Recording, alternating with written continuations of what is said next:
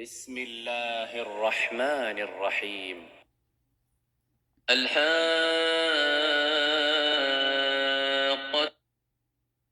ما الحاقة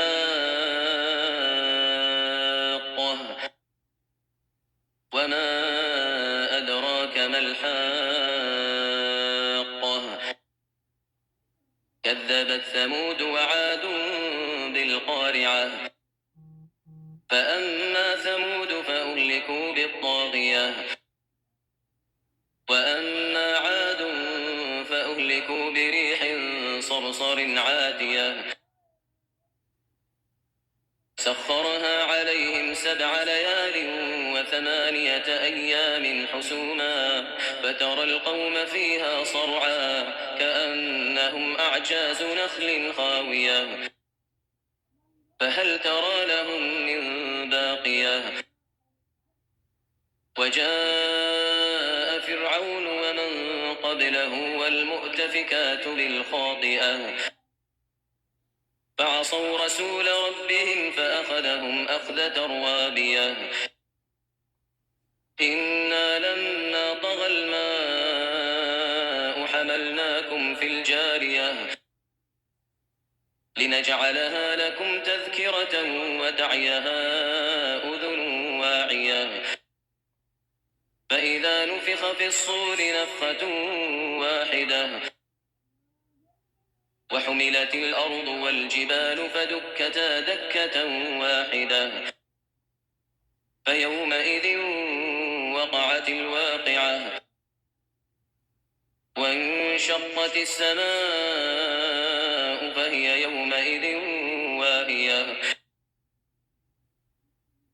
والملك على أرجائها ويحمل عرش ربك فوقهم يومئذ 8 يومئذ تعرضون لا تخفى منكم خافية فأما من أوتي كتابه بيمينه فيقول هاؤم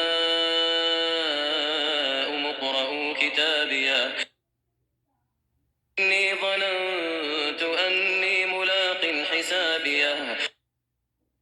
فهو في عيشة راضية في جنة عالية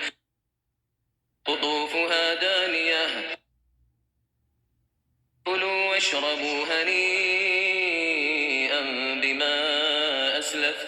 بما أسلفتم في الأيام الخالية وأما من أوتي كتابه بشماله فيقول يا ليتني لم أوت كتابيه ولم أدر ما حسابيه يا ليتها كانت القاضية ما أغنى عني ماليه هلك عني سلطانيه خذوه فغلوه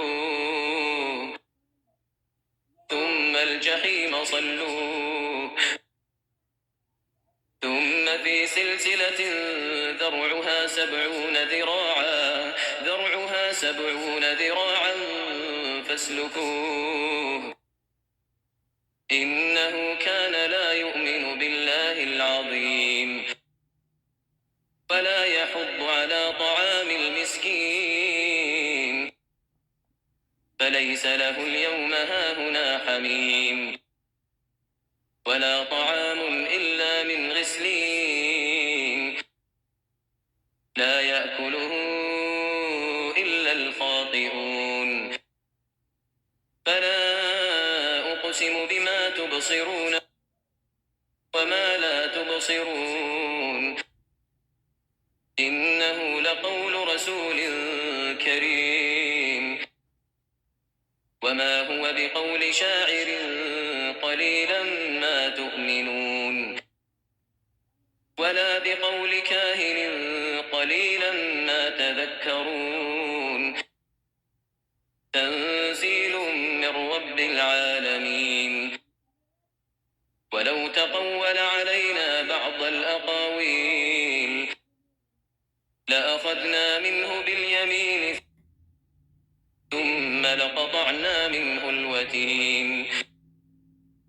فما منكم من أحد عنه حاجزين وإنه لتذكرة للمتقين وإنا لنعلم أن منكم مكذبين وإنه لحسرة على الكافرين وإنه لحق اليقين فسبح باسم ربك العظيم